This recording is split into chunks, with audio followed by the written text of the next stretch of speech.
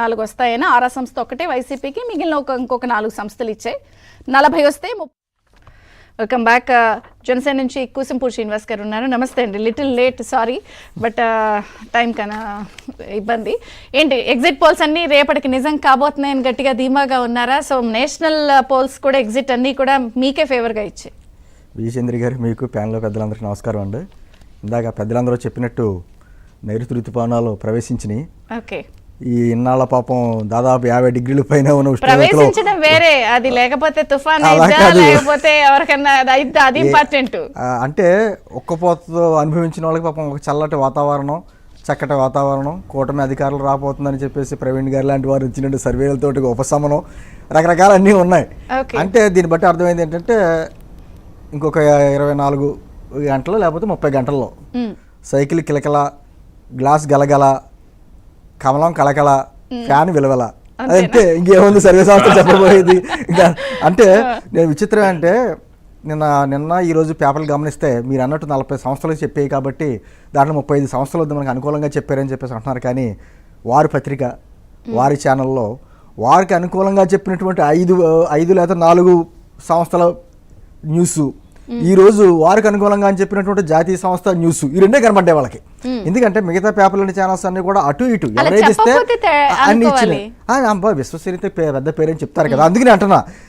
దాంతోపాటు నిన్న సజ్జల రామకృష్ణారెడ్డి గారు మాట్లాడతా కౌంటింగ్లో చాలా జాగ్రత్తగా ఉండాలి, చాలా విధ్వంసం సృష్టించబోతున్నారు వాళ్ళకి రకరకాల వారు మాట్లాడుతుంటే నాకు ఎక్కడో చదివిన గుర్తుకొస్తుంది. ఎక్కడంటే మన వీరప్పన్ బాధపడ్డాడట, గంధపు చెక్కలు చాలా మాయమైపోతున్నాయి, అడవి అంతా ధ్వంసం అయిపోతుందని చెప్పి వీరప్పని బాధపడితే ఎలా ఉంటుంది, అలా ఉంది. ఎందుకంటే ఇప్పుడు ఈ రోజున మీరు మాట్లాడే అనేక మాటల్లో సమయం తక్కువ ఉంది కాబట్టి నేను కరెక్ట్ పేస్ట్ వెళ్ళిపోతున్నా. ఎందుకంటున్నానంటే రాజకీయాలు అనగా ఏ రాష్ట్రంలో కూడా 2 రాజకీయ పార్టీల మధ్యనే ఉంటుంది పోటీ అన్నది. అందుకని ఈ గట్టున ఉంటావా ఆ గట్టున ఉంటావా తేల్చుకోవాలి ప్రజలు. ఆ గట్టు ఏంటన్నది కొంచెం బలమైన గట్టు కాదు, పెద్ద రోడ్డు వేశారు పవన్ కళ్యాణ్ గారు. ఎందుకంటే ఈ దుర్మార్గమైనటువంటి ప్రభుత్వాన్ని కొలగొట్టాలంటే మనం అందరూ పెద్ద రోడ్డు వేసుకోవాలనేటువంటి ఒక కూటమికి ఒక ముందస్తుగా ఆయన వెళ్ళి సంకేతాలు పంపి ఆ రోజునే మన విజయానికి బాటలు వేసాడు ఆయన పవన్ కళ్యాణ్ గారు. దానికి ప్రతిఫలం మనం ఫలం ఇప్పుడు అందుకుపోతున్నాం. ఎందుకంటే కొన్ని సంస్థలు చెప్పిన మాటలు ఆ సంస్థల్లో ఆంధ్రప్రదేశ్కి సంబంధించినటువంటి సంస్థ ఏమో గతంలో 2014లో వైఎస్ఆర్ కాంగ్రెస్ పార్టీ వస్తుంది, జగన్మోహన్ రెడ్డి అధికారంలో వస్తుందని చెప్పిన సంస్థ. వైనాట్ 175 అన్న వాళ్ళు ఆ సంస్థ ఇచ్చినటువంటి 90-96 ప్లేసులనే ట్రోల్ చేసుకోవాల్సిన పరిస్థితి. అంటే విజయం అపజయం వాళ్ళ కళ్ళ ముందు కనిపిస్తుంది. అదే సందర్భంలో ఈ రోజున వేసుకున్నటువంటి నేషనల్ సంస్థ వారు ప్రచారం చేసుకుంటున్నారు.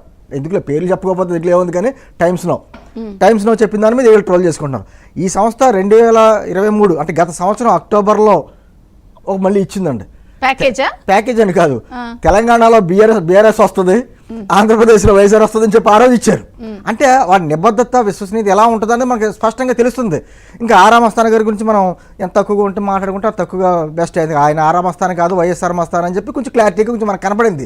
ఎందుకంటే ఆయన విడివిడిగా చెప్తా చంద్రబాబు గారికి భారీ మెజారిటీ, పవన్ కళ్యాణ్ గారు భారీ మెజారిటీ, లోకేష్ గారు భారీ మెజారిటీ, బాలకృష్ణ గారు భారీ మెజారిటీ, ఇవన్నీ చెప్పుకుంటానే జగన్మోహన్ రెడ్డి గారు కూడా మెజారిటీ నిలుపుతున్నారులేండి. ఈ చెప్తానే మెజారిటీ మంత్రులు ఎమ్మెల్యేలు ఓడిపోతారని చెప్పారు. మరి మీరు ఇందా డౌట్ రేజ్ చేశారు చూసారా, 2 ఎంపీ స్థానాలు వచ్చిన వాళ్ళకి 55 స్థానాలు ఎలా వస్తాయి అంటే ఇలాగే ఉంటుంది.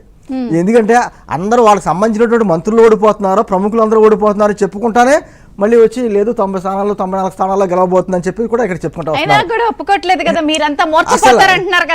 మర్చిపోతామండి. జగన్మోహన్ రెడ్డి గారు చెప్పిన మాట వాస్తవం.